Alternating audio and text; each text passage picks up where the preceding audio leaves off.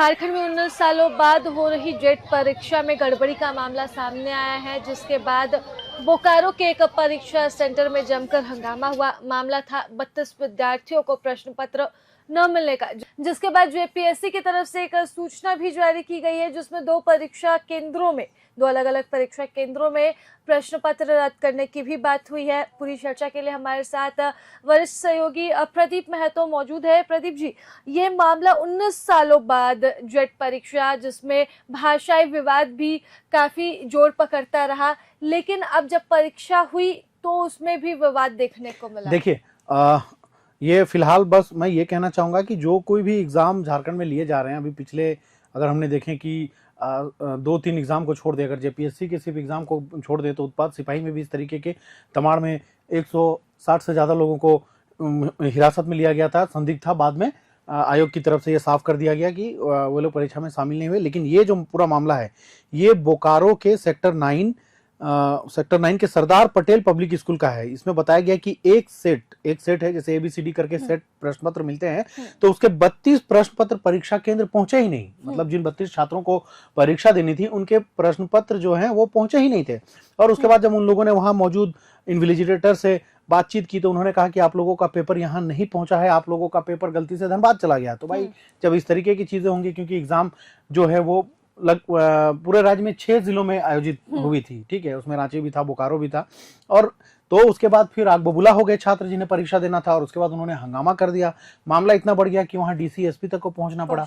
एक दुखद बात यह भी है कि मीडिया को कवरेज से रोका भी गया है, लेकिन जैसे तैसे बचते बचाते हुए हमारे जो वहां के संवाददाता है मुकेश झा, उन्होंने किसी तरह हम तक वीडियोज और फोटोज पहुंचाई, और उसे भी हम आपको दिखा रहे हैं।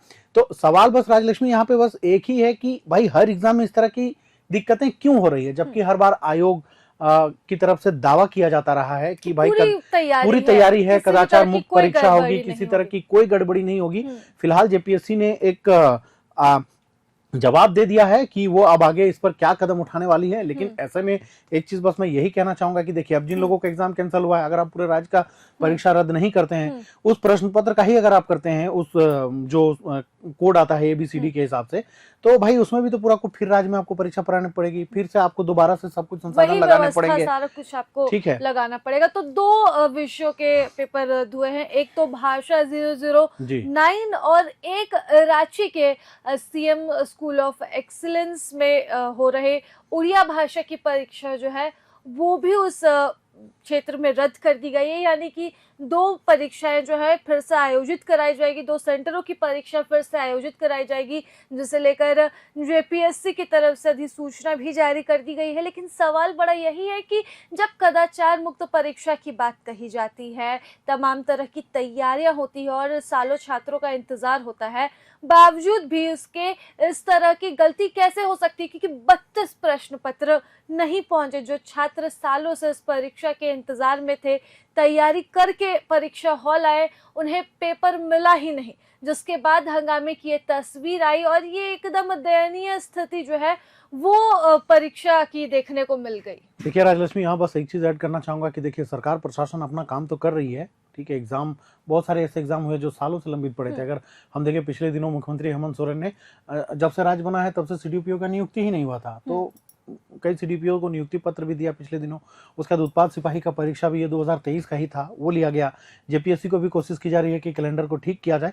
लेकिन यहाँ पे अधिकारियों से एक अपील ये करना चाहूंगा कि देखिए, जो कोई भी एग्जाम ले रहे हैं उसमें ये तो ठोस व्यवस्था होनी चाहिए कि इस तरीके की कोई गड़बड़ी ना हो। क्योंकि देखिए, इतने दिनों के बाद परीक्षाएं हो रही हैं और फिर से इस तरीके की दिक्कत होंगी, तो जो छात्र इस तरीके की तैयारी कर रहे हैं उन्हें अपने साथ ठगा हुआ महसूस होगा। अब ये परीक्षा रद्द हो जाएगा तो भाई इसका फिर परीक्षा कब लीजिएगा?